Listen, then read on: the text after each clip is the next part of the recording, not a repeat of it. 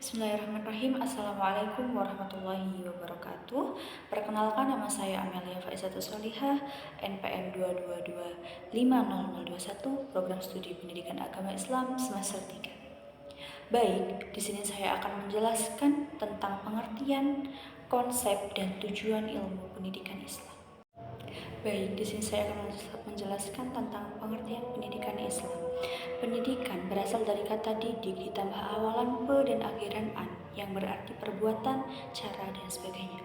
Dalam bahasa Arab, pendidikan berasal dari kata roba, yarbu, yang berarti bertambah dan berkembang. Sesuai dengan firman Allah dalam Quran Surat Ar-Rum ayat 39, dan pendidikan menurut istilah. Secara istilah, kata pendidikan menjadi berbeda dengan makna bahasanya.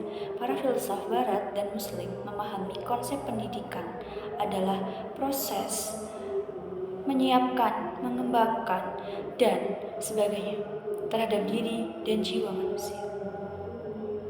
Sebagaimana menurut Plato, bahwa pendidikan adalah memberikan keindahan dan kesempurnaan jasad dan ruh manusia.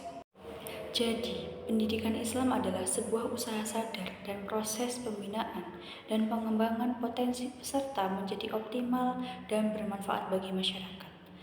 Namun, pendidikan Islam lebih luas dan universal atau menyeluruh, karena pendidikan Islam adalah pendidikan yang berusaha membina dan mengembangkan semua potensi peserta didik secara integral dan menyeluruh, meliputi akal, ruh, fisik, moral, etika, sosial, iman, dan ketakwaannya, dan sebagainya, sehingga menjadi manusia yang seutuhnya bahagia di dunia dan di akhirat.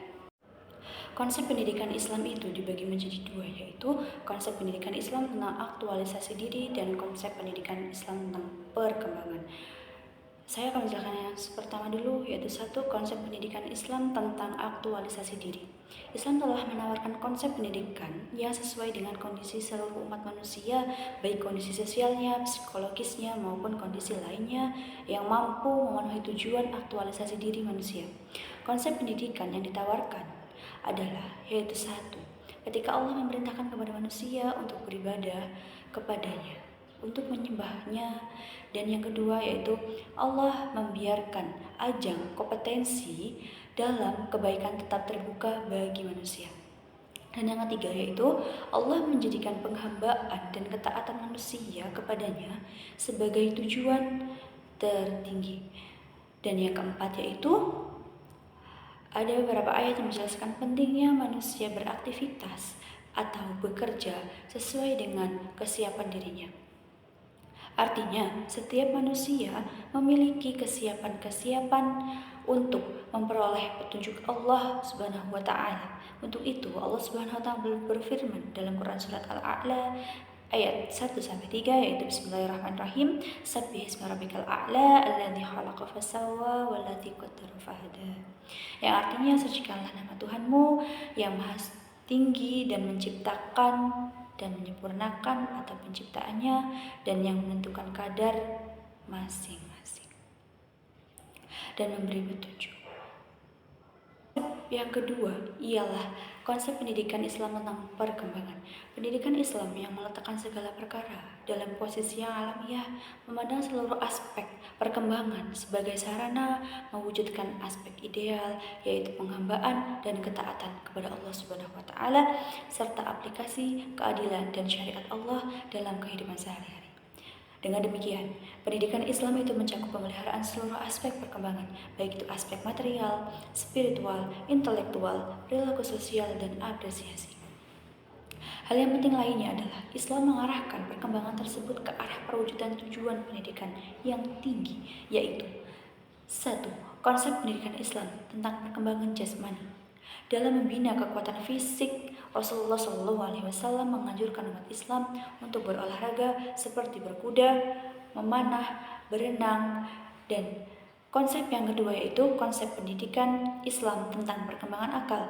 Dalam pandangan Islam, akal merupakan potensi manusia yang sangat penting.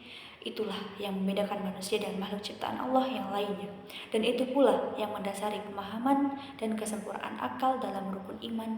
Lebih jauh lagi, Al-Quran menganjurkan penggunaan akal dalam merenungi tanda-tanda kebesaran Allah yang ada pada diri manusia atau yang ada pada alam semesta ini.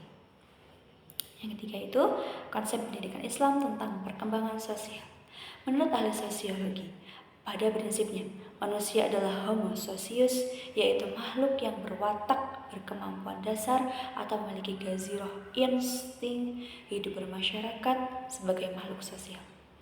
Manusia harus memiliki rasa tanggung jawab sosial yang diperlukan dalam mengembangkan hubungan timbal balik, interrelasi, dan saling mempengaruhi antar sesama anggota masyarakat dalam kesatuan hidup mereka. Baik, saya akan menjelaskan tentang tujuan pendidikan Islam. Tujuan pendidikan Islam adalah perwujudan nilai-nilai Islami dalam pribadi peserta didik yang diperoleh dari pendidik Muslim melalui proses yang terfokus pada pencapaian hasil atau produk yang berkepribadian Islam yang beriman dan bertakwa kepada Tuhan Yang Maha Esa, berakhlak mulia, sehat, berilmu, cakap, kreatif, mandiri, dan menjadi warga negara yang demokratis serta bertanggung jawab, sehingga sanggup mengembangkan dirinya menjadi hamba Allah yang taat, memiliki ilmu pengetahuan yang seimbang dengan dunia akhirat, sehingga terbentuklah manusia muslim paripurna yang berjiwa tawakal secara total kepada Allah SWT, sebagaimana firman Allah dalam Quran surat Al-An'am ayat 162, yaitu Bismillahirrahmanirrahim, Qul inna sholati wa nusuki wa mahyaya wa mamati lillahi rabbil alamin.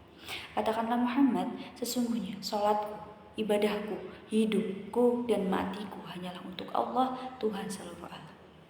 Baik, demikian presentasi yang dapat saya sampaikan. Kurang lebihnya saya mohon maaf. Saya akhiri. Wassalamualaikum warahmatullahi wabarakatuh.